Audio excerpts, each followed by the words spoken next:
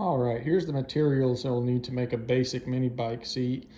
First off, you'll need some type of foam. I got these foam blocks at work.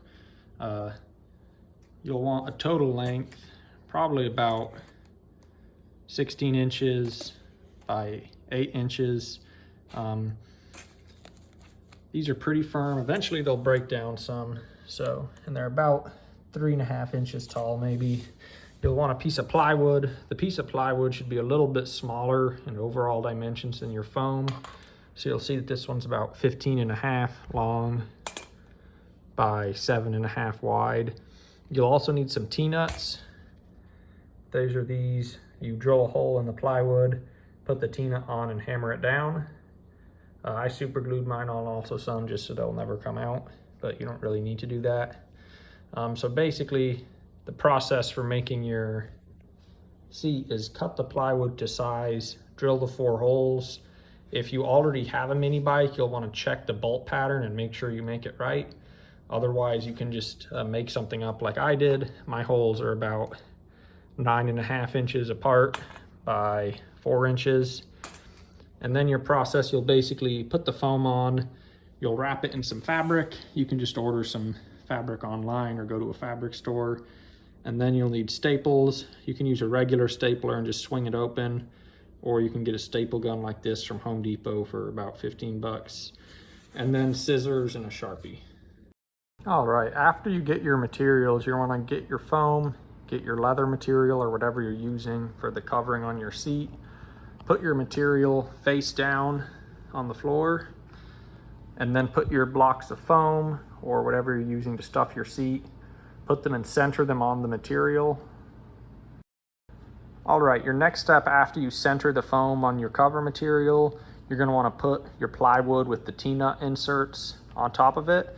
Make sure you put the plywood with the T-nuts such that the T-nuts are facing the correct direction, so that when you screw a bolt in from this side, the T-nut won't just pull out.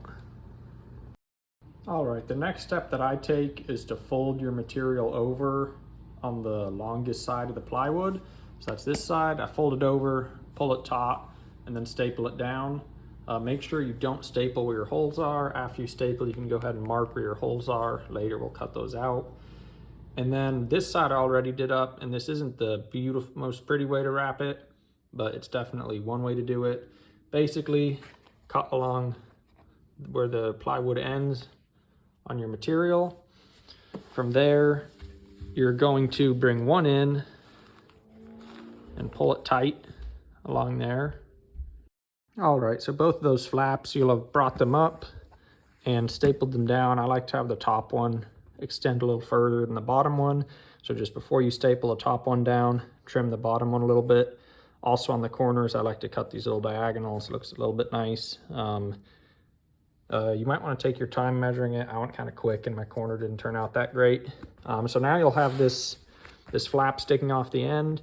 And basically what we're going to do is tuck it under the top. And this isn't the most secure way to do it, but it's pretty simple if you're not very good at messing with fabric.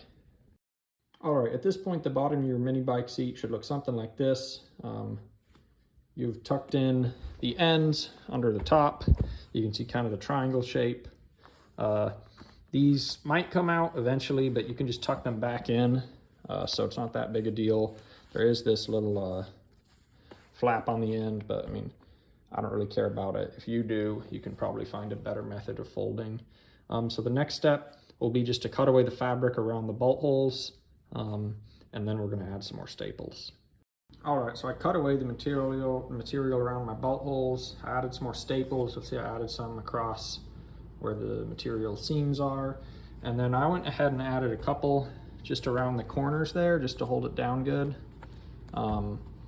You want to make sure not to do too many because those are running with the plywood grain, so it might split it apart if you use too large a staple or too many around there. All right, so after you staple some more, if any of your staples didn't really go in that much, you don't like how they look, you can pull them out and put another one in with a staple remover or needle nose, or you can just get a hammer and just tap them down a little bit so that they're flat. Yeah.